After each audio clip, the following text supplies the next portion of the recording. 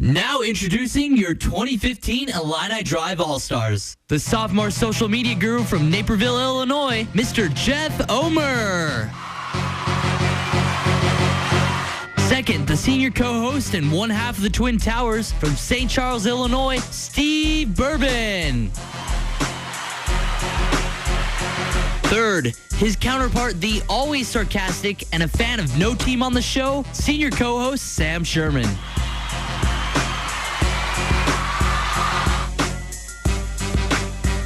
Last but not least, the senior producer from Chicago, Illinois, Torrance Sorrell.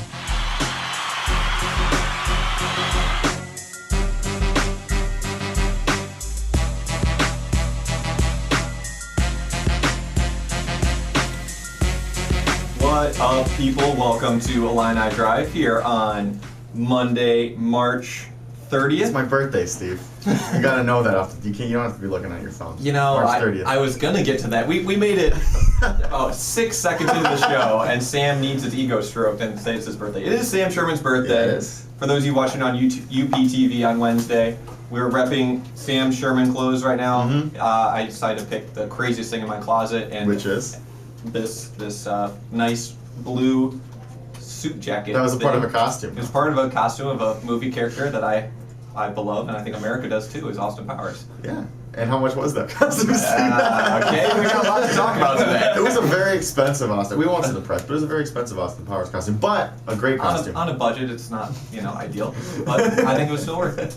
It was I guess sort of the unofficial dress like everyone's favorite Sam Sherman day, and we'll be tweeting out photos throughout, letting everybody know what that means exactly. I was told I'd get fired if I didn't show up. For Snapchat, we take it seriously. Crazy kids around here. I thought you was gonna get fined if you don't show up. I'm just doesn't get fined. Yeah. A lot going on. Great time to be a sports fan. March Madness is in full swing. We got the Final Four set coming up this weekend. It'll be Kentucky and Wisconsin and on one side of the bracket, and then on the other side, Wisconsin and Duke. Two Big Ten teams. What? A down year for the Big Ten. Well, no, you said Right. Wisconsin is on both sides, I think. Oh, well, It's okay. It was Michigan State and Duke on one end. Yeah. And then, of course, Kentucky and I'm Wisconsin. so excited about Wisconsin. You that, just, I couldn't contain myself. It's okay. So yeah. Yeah. I think it's always funny where there's, when you have March Madness, the madness aspect of it, where there's upsets, there's crazy games, all that kind of stuff. But, look who's in the Final Four. Yeah. And then, I don't know, it's always interesting how, with all the upsets and all this kind of the madness that is, the NCAA tournament, and you got a couple one seeds in there, and I don't know. I mean, Michigan State is that would be some surprise, but at this point, is it much of a surprise that Tom Izzo's team made a run in March?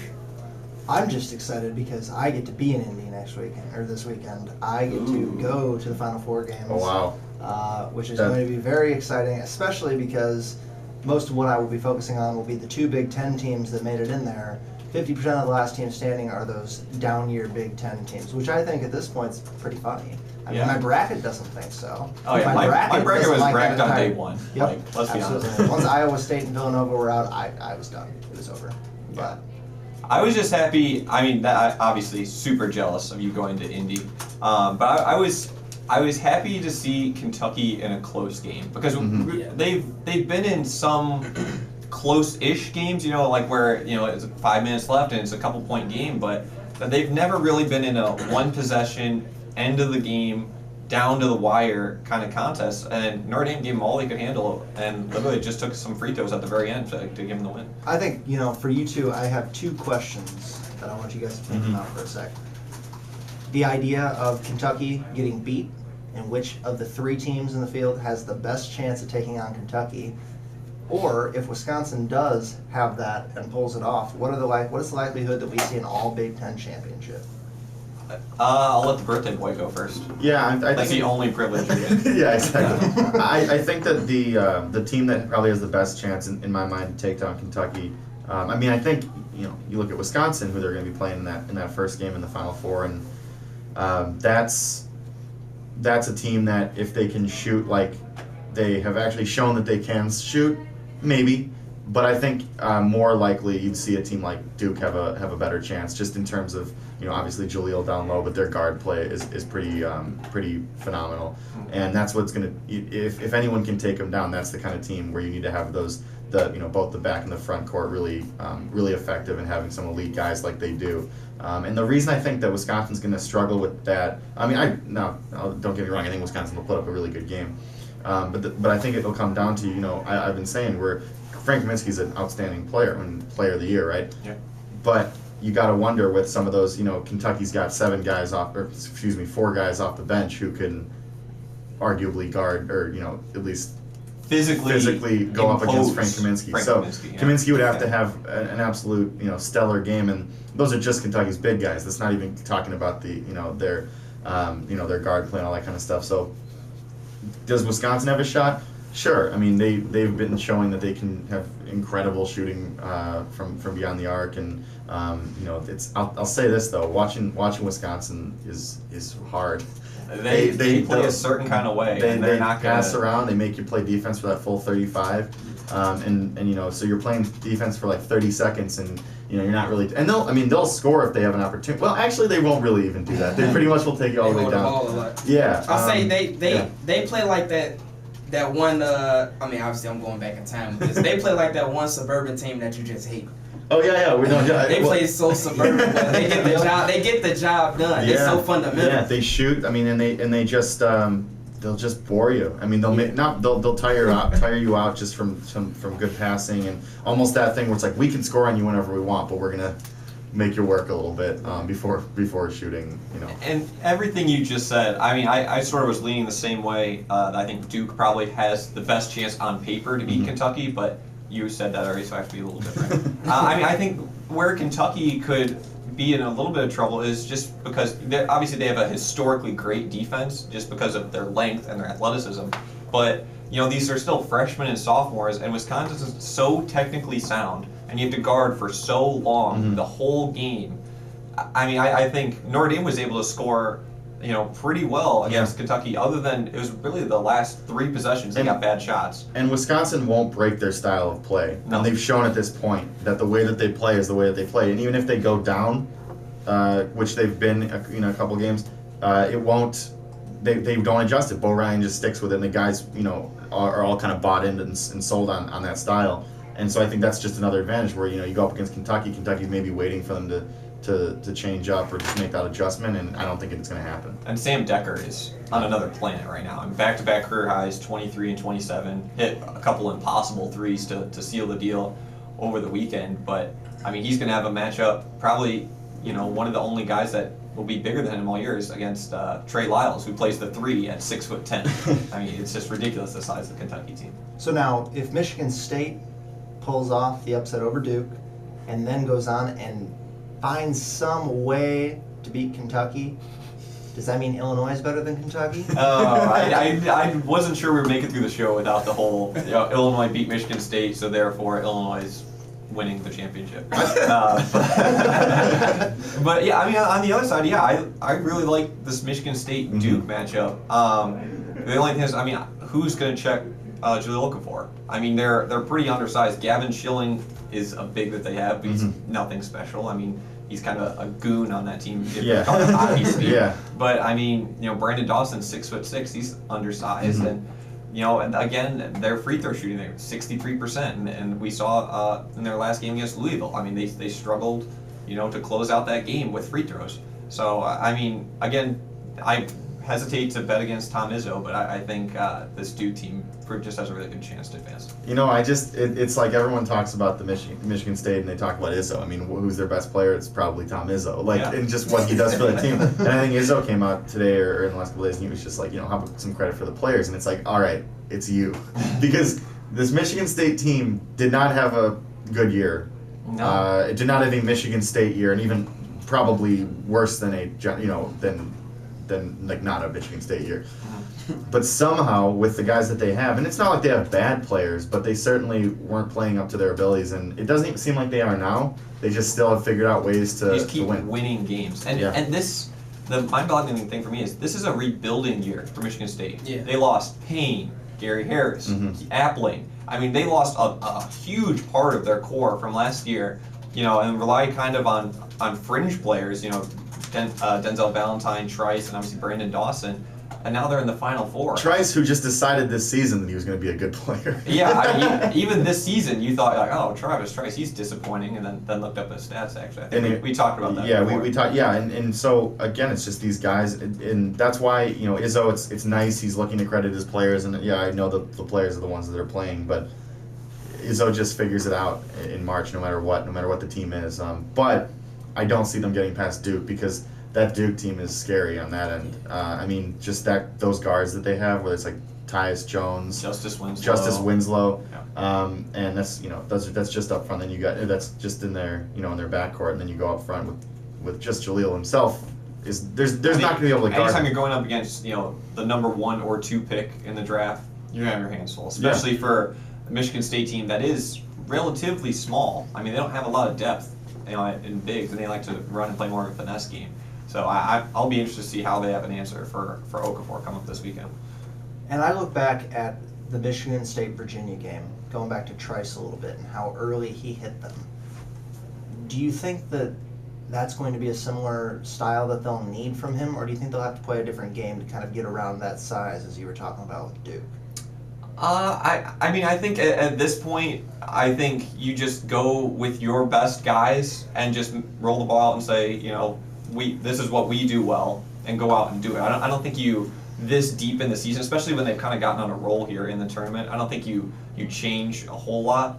But I mean, Brandon Dawson averaged almost 10 rebounds a game. So I keep saying that they're not a big team, but I mean he plays big. He's 6'6". He had a great tip in against Louisville that really late in crunch time that kind of sealed it for him. So I mean I think that'll be a really good game. I think. On that side, I think Duke wins, but on the other side, obviously, I like Kentucky. But I think Michigan State will have to just kind of attack the basket, and the reason I said it is just because you can't be afraid. You have to try. Their best chance, in my mind, is to get Jaleel into some sort of foul trouble because it's happened this season, and not to say that if he's not there that it'll be an easy time, but that's kind of like the first way that you can maybe attack that team. So I think they just have to be aggressive, and I think that is one thing that Izzo has coached his guys up to do is they're not going to be at this point they're not they're in the Final Four, they're not going to be afraid of any team. Yeah. And I think that the key to starting out of possibly beating a team that has just simply more talent than you is to go after their big and try and get him into some foul trouble. And doesn't a lot of that hang on Trice? Because I think his role in years past was just stand in the corner and get ready to shoot threes. Yeah. Now they require a little bit more of him, and when they're not playing very well, he kind of reverts back to only shooting threes and only kind of hanging back. I think he needs to be really aggressive. Like you said against Duke, kind of give them a shot. Yeah. And again, I'm not sure when Travis Trice became a good player, but I'm sorry. We watched right during the Illinois game. Yeah. We watched these teams all year in the Big Ten, and we knew Wisconsin was good. I mean, it was setting up all year that they were, preseason top 5. They got the number 1 seed, won the Big Ten championship outright. But I mean, it's just Michigan State. You watch them. I didn't see it with them. You watch that game, Illinois and Michigan State in East Lansing, and it's like these two teams suck. Like if you had said at that point that one of these teams would be in the Final Four, I would be like, well, it's not Illinois, but I don't think it's Michigan State. This is a trick question. Well, that's what Tom Izzo said. I was actually listening to him on one of the radio shows, and he said after that Illinois game when they kind of really got their foots in their mouth when it was at home, that he said that was the game changing. That was the game that really kind of turned them up for the rest of the season. Great. Yeah. Just their luck. That's Illinois' legacy of 2014-15. They propelled Michigan State to the Final Four. Now, what do you think that? Because remember, Michigan State and Duke have already seen each other this season. Yeah. So what do you think that, aside from Okafor, what do you think that they took away from that they can improve on? Because to me, it's the defense. They let Duke shoot 54% from the field and take a 10-point lead really early on. Mm-hmm. So I mean, obviously, don't do that again. Yeah. But what I want to know is, as everyone's talking about Izzo, what is Izzo, the MVP, going to do to stop Duke? The MVC, most valuable coach? Question mark. I'd say so. I don't know. I just think it's going to seriously just come down to with that. Because, I mean, first of all, in terms of games that have already games that happened earlier, I think especially with when you're going up against Izzo, when Izzo's coaching, you can throw a lot of that out the door clearly. I think that team was in the cocoon. Now they've sort of evolved to a good team. Yeah. As the year has gone on. I don't know. Like Duke, we knew was good. Michigan State, I mean, they've been playing good for three or 4 weeks now. Mhm.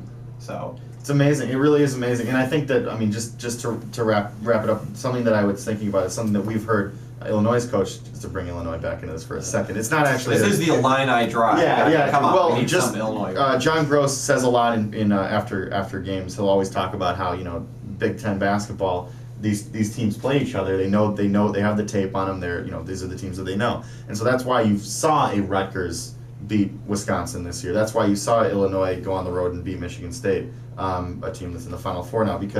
But then you can see Michigan State then get to the Final Four, and I think that it's not to be taken lightly. This whole thing of when you play in the Big Ten. I mean, these teams know each other. When you get out of there, you don't have as much of a knowledge of kind of what to expect. Yeah, and I think a lot of teams aren't necessarily ready for the physicality that the Big Ten teams bring. As long as the referees don't overreact. Because people always like to make fun of Big Ten basketball outsiders. It's a wrestling match with But you know what? Suddenly you see guys. You see All-Americans going up against non-All-Americans, and it doesn't get so easy. Yeah, that's true. Yeah. All right, we're gonna take a quick break here. When we come back, we'll break down the NBA playoff race. Just a couple weeks left here before the playoffs hit. We'll be right back on Illini Drive. This is Clark Kellogg of CBS Sports, and you are listening to the Illini Drive. Enjoy.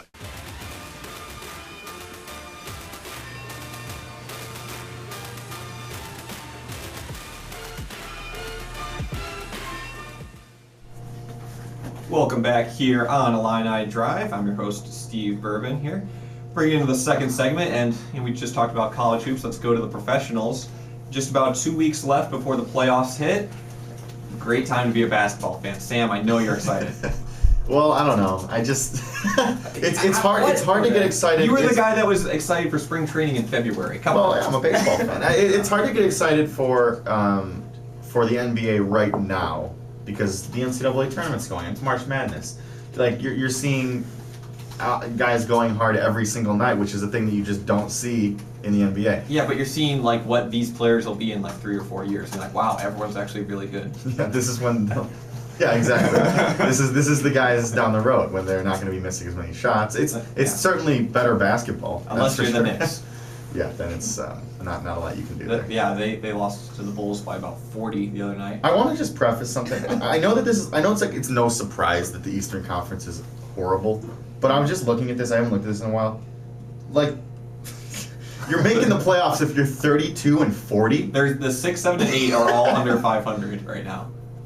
So I mean, and then you go again. This is no surprise here, but then you go to the West, and New Orleans is 39 and 34 right now, missing the playoffs. And they're not going to get in. They're about 2.5 out as of right now. I mean, yeah, that's why. Unbelievable. That's why they've been talking about Phenomenal. Yeah. The conference realignments. Just put the best 16 teams in. At a certain point, I mean. Oh, does anyone really want to watch the Cavs stomp the Heat? Hey! They won. Miami won twice in the regular season. D-Wade 31 points twice. I mean, how many times did the Bulls beat the Heat in the regular season and then lose in the playoffs? I mean, many times. Too many Multiple times. So I mean, the Bulls sitting at the 3 seed right now, opened up a little bit of space between 2 and 4. Getting some guys healthy. Obviously, Taj Gibson came back a little bit ago. Jimmy Butler is back. Derrick Rose is in full contact now. How many times you heard that? Are you buying the Bulls for the next playoff run? And I've been asking other people this question. I asked you guys this last week. Yeah. What does it take for Tibbs to stick around? Yeah. And it seems like the consensus is getting to you got to win the conference championship. Gotta at least get to the conference finals. Yeah, or win the conference finals. Yeah. You gotta get onto that. But I think that if everyone comes back healthy, Rose and Butler especially just kind of hitting their groove, getting back to how they were. I mean, they're only 2.5 games back, and they got the Cavs. I think it's Sunday maybe, coming up here. Mm-hmm. I want to say it's Sunday, but I'll you get a know, check on that, they yeah. can make a push. And you know, I think that while you know the Bulls' mindset of how things have gone this season, you kind of want to be, well, you know, a 3 seed's fine. I think that if they get back and start Sunday. hitting their groove, Yeah. Sunday, yeah, that's what I thought. I think that if they get back and start hitting their groove, they might even be able to push Cleveland around and take that 2 seed from them. But right now, I'm going the other way, and like the illogical way that like coaches don't actually think. Like I sort of wish the Bulls would just get the 4 seed, because like I'll take on a floundering Washington team that their coach left with 3 seconds to go in the game. He didn't even watch their like game time attempting shot. I'll take them on, even though they've eliminated the Bulls last season. We're not talking about that. Nope. And just to avoid the Cavs, I mean the Cavs have won 16 straight at home. LeBron is back to being LeBron. he's got some history against the Bulls. Yeah, Kyrie is in constant All-Star game mode. I mean, the Cavs scare me. The Atlanta Hawks, I'm still not sold, even though they're up by 10 games in the East. Yeah. Mhm. I mean, No, well, yeah, yes. Sorry, I was looking at the. No, you're good. okay, now just derail my I'm whole just looking for things. It's my birthday, so I can say whatever I want, Sherman. But It's talking exactly. about, Sorry. talking about Atlanta here, up by 10 games in the East. 8 games. 8 games in the East. He was There we wrong, go. folks. I was. Yeah, I mean, stop it. Man. I mean, what should they do with a few games left in the regular season? How much should they rest their players versus trying to enter the playoffs with some sort of groove and vibe? Well, and I also don't hate, don't get me wrong, I don't hate the 3 matchup against the Bucks. Yeah. I Yeah. like that because, I think they can push the Bucks around a little bit. Mhm. But, it does come back to how long do you want to avoid Cleveland. And, as you said, they would have to sink down to a 4, and no coach is going to do that. Especially not Tom Thibodeau. No. No. Like, if there's any coach that's not going to do that, it's like Tom Thibodeau is that guy. Right. Which this season, more than any season he's been the coach in Chicago, is going to be really testing how. And I don't think that there's any changing him, but if he was ever going to maybe consider, maybe in like resting, not resting, but maybe not having the guys go quite as hard or playing guys for quite as many minutes as the season ends. This is kind of the year that if he wants to stay in Chicago, he might want to consider those things. He just doesn't seem. But I don't think he will. He doesn't get it. I mean, Jimmy Butler comes back, first game back, plays 42 minutes. Yeah. It's like, really, Tibbs, you need to play him 42 minutes, especially with how well Snell has been playing, and Dunleavy's now back. He just doesn't seem to get it that you just can't sustain playing the way that they are. I mean, Pau Gasol is averaging 37 minutes a game. He's old. Yeah. Like, he can't keep playing those many minutes. And how about Mirotic? Oh. Mirotic. I mean, I love Mirotic Mirotic. has is become one of my new favorites. And I think I don't know if we've talked about him specifically on the show. We probably have, but the thing that's so fun with him is like, at this point of his career, which is his rookie year. I know he's played a lot of professional basketball, but being in the NBA for his first season, like the way he does it. You watch him play, and he's not the most efficient guy, even though he's kind of getting those numbers up. But he's still not the most efficient guy. But like when fourth quarter time comes around, he's not afraid, and he'll attack and he'll shoot and he'll get points. Mm-hmm. He can go into the fourth quarter with like 6 points, and then you'll see how many points he had at the end of the game. It's like, oh, when he scored like 26. Yeah, he leads the NBA Yeah. in fourth quarter points since the All-Star break. I thought he was gonna say the whole league.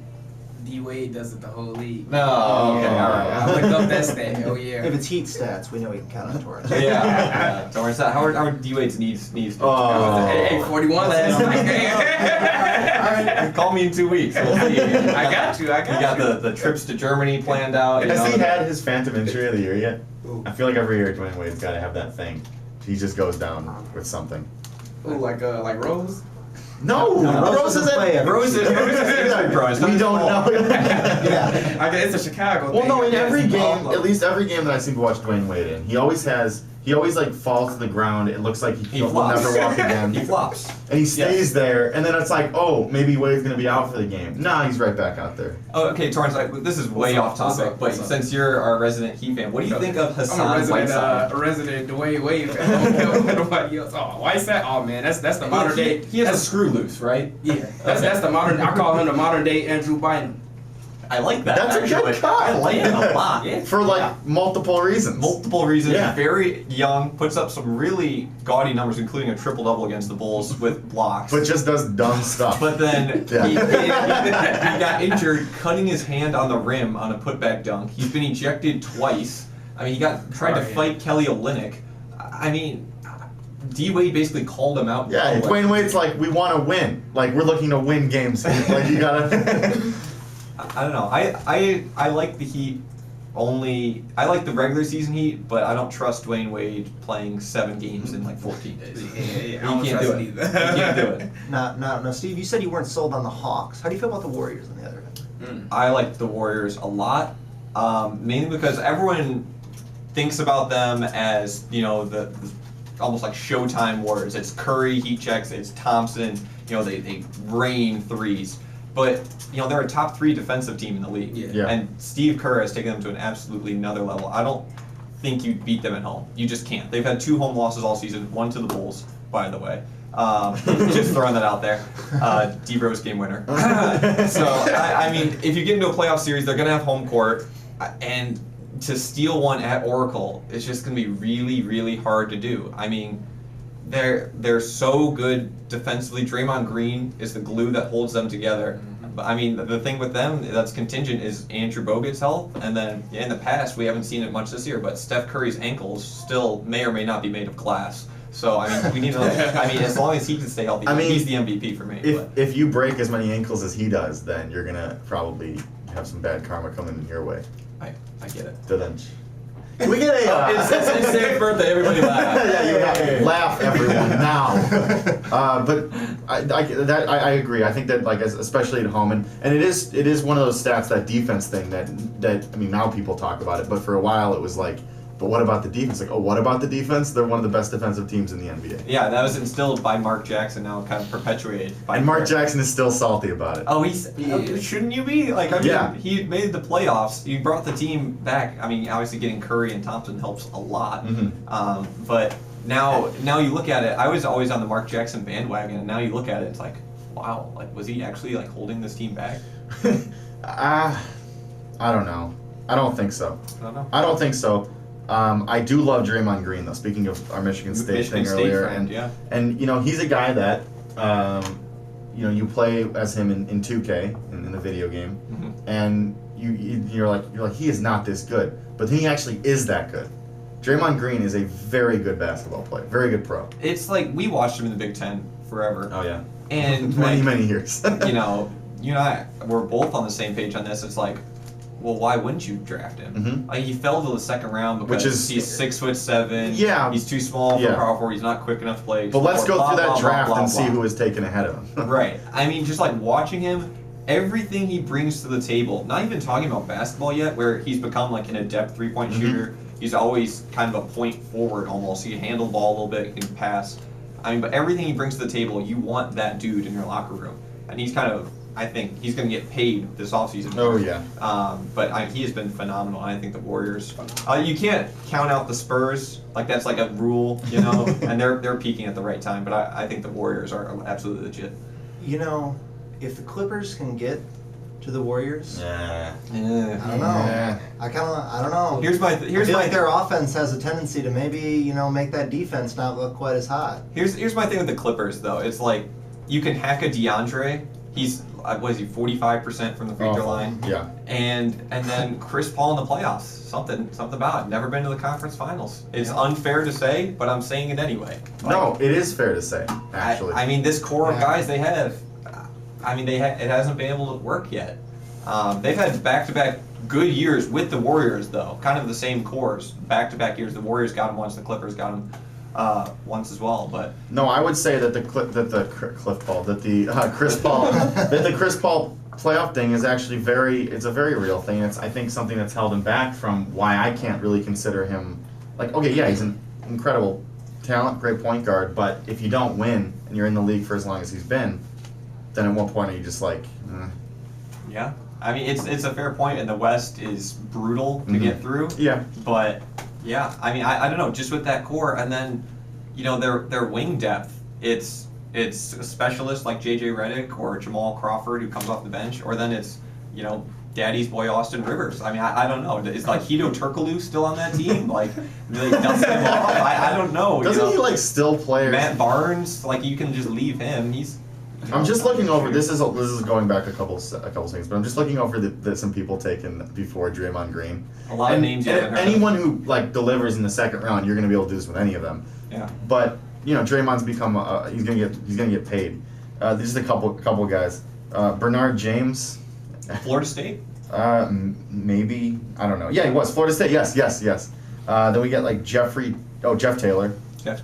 Andy. Festus Ezeli. Not bad. Okay. Marquise Teague. The Bulls could have had Draymond, Torrance. That's it. Oh man. What is Marquise Teague doing right now? D-League maybe. I don't know. Arnett Moultrie. Arnett Moultrie.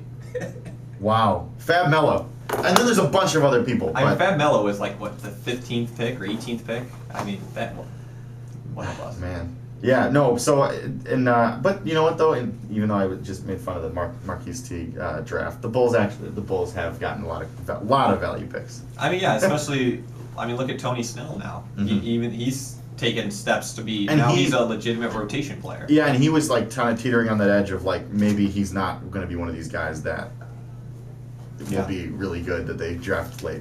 Yeah, quickly, 2 minutes here. Who's your MVP and why?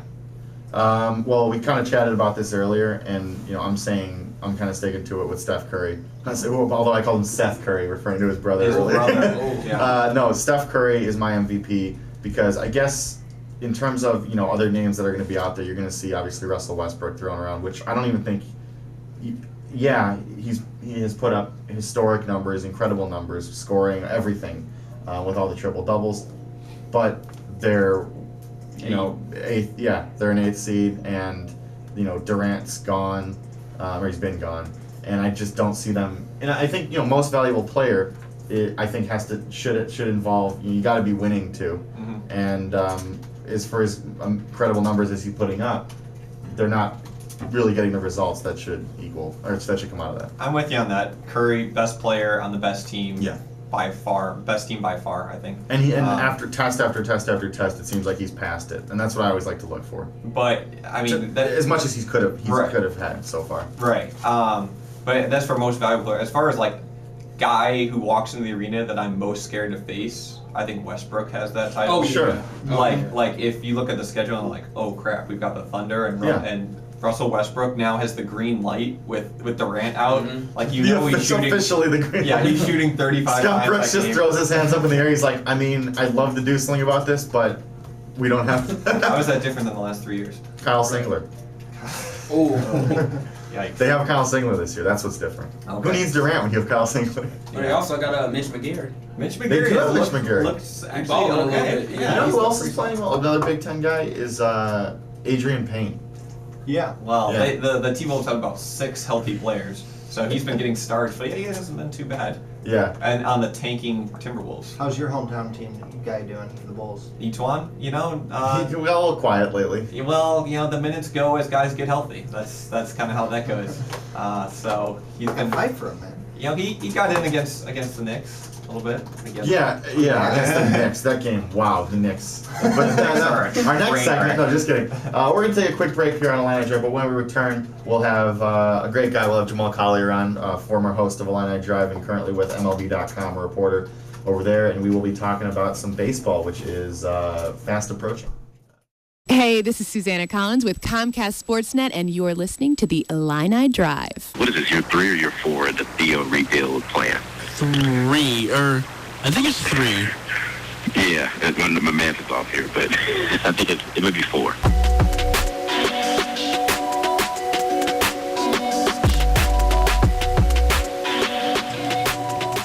Torrance, thank you for that music. I like the music coming into that break. He knows it's my birthday today. He knows what makes Of you course, tick. you need a little Drake today. Yeah, Jeff knows what I'm talking about. 10 bands, bro. Welcome back to Illini Drive. I'm Sam Sherman.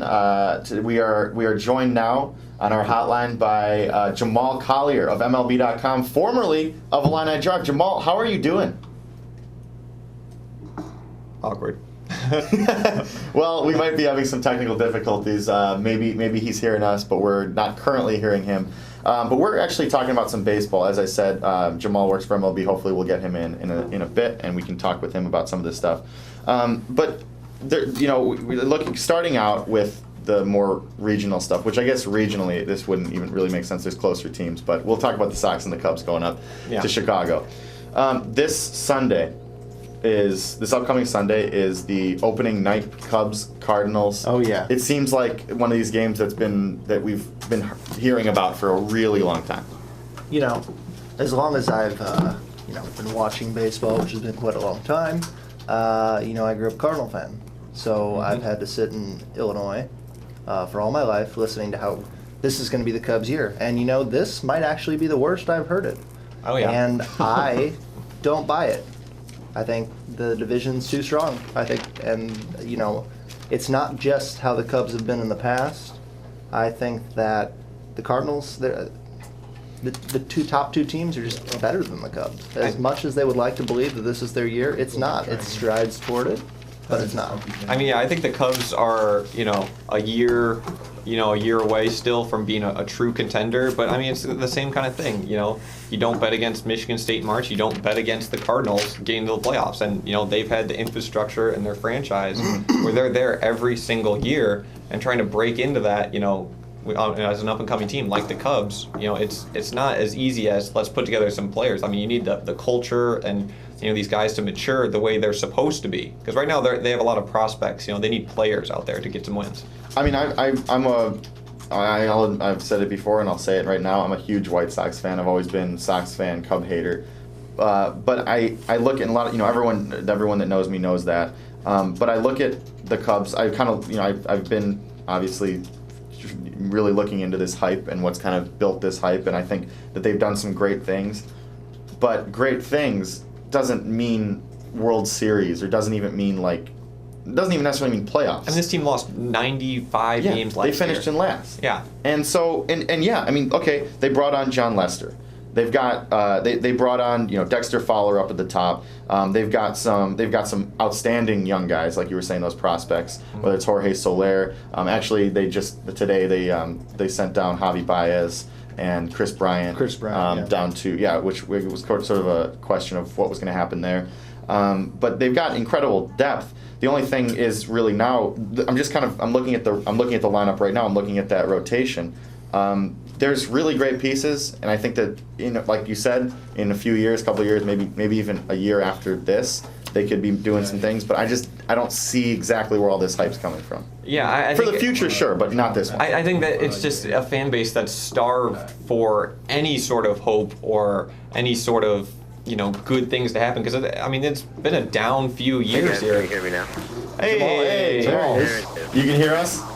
There it is. Excellent. All right. Now let's talk, because I'll we'll too advanced for us. Yeah. Well, once again, we're welcomed by Jamal Collier of MLB.com, formerly a host here at Illini Drive. So let's try this again. Jamal, how are you doing tonight? Spectacular. How are you guys doing today? We're great. I gotta ask, where are you right now? Because it seems like there's not a World Series going on. There's no playoffs going on. The season hasn't even started. So I think you've been doing some stuff with the Nationals. Where are you currently? I am just got back to beautiful Vieira, Florida, which is where the Nationals spring training complex is. I spent the day in Jupiter for the Nationals and the Cardinals. That's where the Cardinals facility is. So. I'm here all across Florida throughout the last month and a half, really. Into February and March for spring training here, covering this side of the Grapefruit League. Yeah, Jamal, it looks like you're having a pretty good time down there. I tried to pay you a visit in New York, and you weren't there. So, I'm guessing this is Jordan Wilson. Oh, yeah. Yeah. Oh, it's me. Well, Jordan, I just tried to skip the last half of winter. And I figure once the temperature goes back over 60 degrees, then I'll go back up, to the East Coast. But until then, I'm just going to stick out down here and see what they need me to do. You got to volunteer for any job in warm places. I know, but it's like, does this all feel, before we delve into the baseball, does this all feel like is this all kind of surreal though? I'm just covering baseball, getting to be in these warm places when we're all up freezing here. Actually, today wasn't too bad, but you get the point. It's freezing up north. Yeah. Yeah, I know you guys are not too bad as Florida Floridians. Yeah. You know, to be honest, I haven't even taken a step back to think about it. So it's almost cliche, but it's been kind of all go, go, go in the past, not even a year at this point. So yeah, it's kind of just, you're kind of just plugging along and going with it. But, when you always dream to be, I guess, the guys, you realize you're them. It's a pretty cool feeling. So it's been fun. It's been a lot of work here this whole spring. And I don't think anybody's excited for me for these games to actually start counting. Yeah, exactly. Yeah, absolutely. It gets old after a couple of games. Yeah. Well, just before you came on, we were talking about the Cubs, and their fan base is obviously at fever pitch here for the season. Sent down. Yeah, right. I imagine the Cubs are thinking it's their year again. But they sent down a couple of prospects that Javi Baez and Chris Bryant today. I guess kind of what's your outlook on the Cubs, and what do you think their ceiling is kind of for the season? Well, that's the cool thing. I mean, about this Cubs season is that nobody really knows what their ceiling is, because you don't know exactly what you're going to get once Bryant and a full season of Soler, and you'll get Baez eventually will be up. And you'll see what Alcantara can do. They got John Lester, and you've got so many new pieces. And of course, the guy running the show, Joe Madden, I should say, at least from the managerial side, the ceiling, again, we don't really know what it is. The Chris Bryant move was kind of something they had to do, just the way the rules are. And the Cubs would be foolish not to take advantage of it, because, of course, 12 games with Chris Bryant now is not worth as much as the whole season Chris Bryant will be when he's 28. So that's just the way the rules are, and it sucks, and we'll have to wait. But Chris Bryant is probably going to go down to the minor leagues and hit. That's all he's ever done in his career, and we'll see him probably toward the end of April. But Cubs fans should be excited because nobody knows exactly what this team could do. They've got a lot of promising players in there that are all going to start coming up really in the next year and a half. And getting a little off track, but this is something Sam and I were talking about earlier, this whole minor league rule where you have to sit out for 12 games to retain another year before free agency. I think this is lunacy. I mean, do they realize there's 162 games in a season? Like this dude's going to play, very well could play 130 games, without breaking a sweat if he's as good as, the Cubs think he is. I mean, what's the rationale behind this 12-day rule or 12-game rule, excuse me? Yeah, it's not necessarily a 12. I forget exactly what the number is. It might be to be considered to have a year of service time. It's not necessarily a number of games. It's a number of days. Okay. In the majors. So I think it's something like 60 something days or whatever. And I don't know the number off the top of my head, but once you pass that number, that takes off. It's a really stupid and arbitrary number and rule that will almost certainly get corrected now, especially because Boris and everybody's had a feel of it this year. But it's the same thing that the Astros waited to bring George Springer up last year. It's something that the Braves should have done to wait for Jason Hayward, because they probably could have gotten a better return for him this past offseason if they were going to trade him, or they may not have needed to trade him because they would have had another year of control of him for his free agency this year. So it's a stupid rule. It'll hopefully get changed the next collective bargaining agreement in 2016, and then we'll get to call it the Chris Bryant rule, hopefully. I want to talk about one guy on the Cubs outside of Chris Bryant, one of these other guys who was sent down today, and that's Javi Baez. Obviously, Baez last year had some mammoth home runs. I mean, he's got the power, but he strikes out a lot. He doesn't, at least, he's extremely young, but he doesn't hit for average, or at least he didn't last year. But then in spring training so far, I think he was batting somewhere around 170, 160, striking out a whole lot.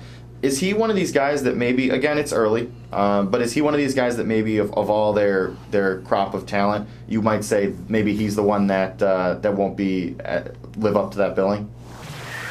Again, I'm not ready to put it to 22. Yeah. But, it's that.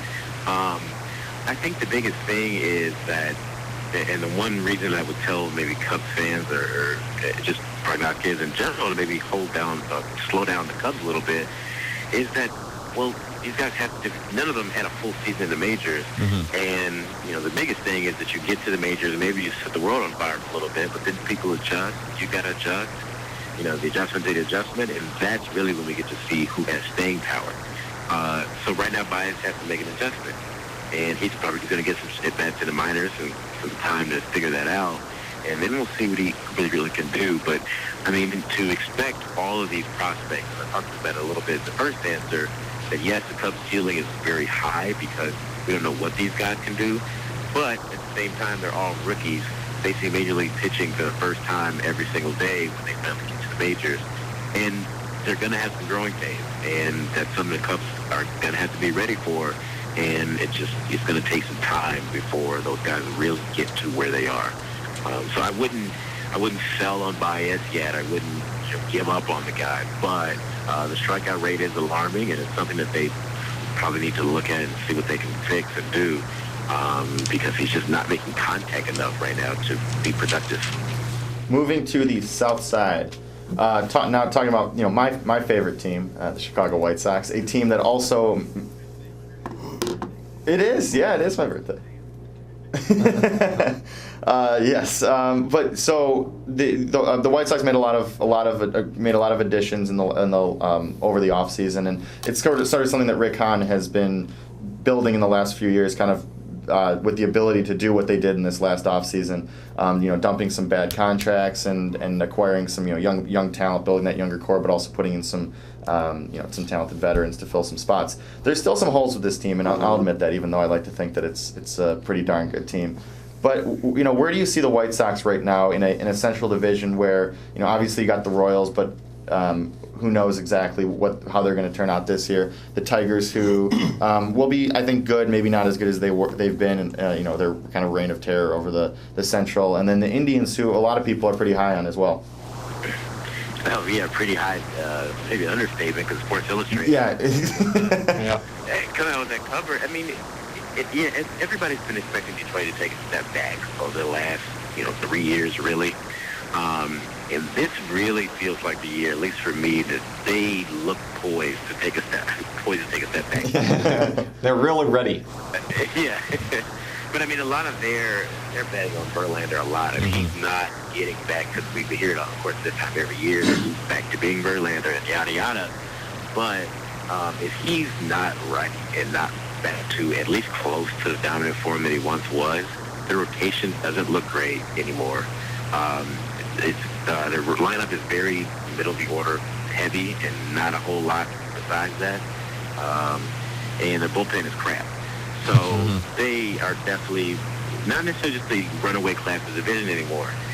Cleveland is another team like the Cubs where it's got a lot of people in there, especially in their starting rotation, that look poised to break out. But you get a lot of things that have to go right for them to really, make it as far as, the good people at SI want them to go, or that pick them to go, I should say. And the Royals, it's just a weird division. I'm going to answer your question here in a roundabout way, but the Royals, don't forget, the Royals in the playoffs were a completely different team than the Royals team during the season. The team won 89 games, snuck in the back door of the postseason, and they also lost their best pitcher, James Shields. So the White Sox definitely have a division that is open to the taking, and they probably had the best offseason, one of the best off seasons in the game. So I think the ceiling for the White Sox is pretty high too. The top of their rotation. I don't think Jose Abreu is going to fall into any sophomore slump at all. They got a really good top of the lineup now with Melton and Adam Eaton. So Dave Robinson actually gives them a strength in the back of the bullpen now. So they've got some good pieces in there. They've been a popular pick as well, showing up in the wild card or division winner. I guess things to be excited about. Real quick, Jamal, we've only got about 2 minutes here left on the show. I know you mentioned the Indians being picked by SI. We have that about 2 feet away from us right now. But I guess the way too early prediction, who you got, who you like. Oh, God, I am terrible at these. And it's going to... And please don't say the Cubs. Now. I've been around Washington, I guess, a lot during this spring. And, the big thing is for them, their rotation is obviously stacked. And one of the big things for them is at the very bottom, they're going to make the playoffs, which is half the battle. You know, that division is weak enough that they're going to be able to figure some things out maybe during the season, make some trades, and they're going to get the postseason. And then you kind of just the crapshoot from there. That being said, if you want to hold my feet to the fire, I will pick the Mariners. Thank you. That's my off the. Seattle doesn't have many holes at all right now. Right. I like Seattle a lot. Who's agreeing with me here? Jordan's with you. Oh, there we go, Jordan. Yeah, we're coworkers now, aren't we?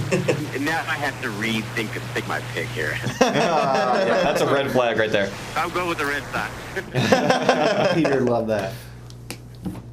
Well, Jamal, thanks as always for coming on. Opening day is Sunday night. Cubs, Cardinals, ESPN. I know you've been waiting about 5 months for this, so good to have you on the show. Thanks a lot, guys. Thanks, Jamal. Yep.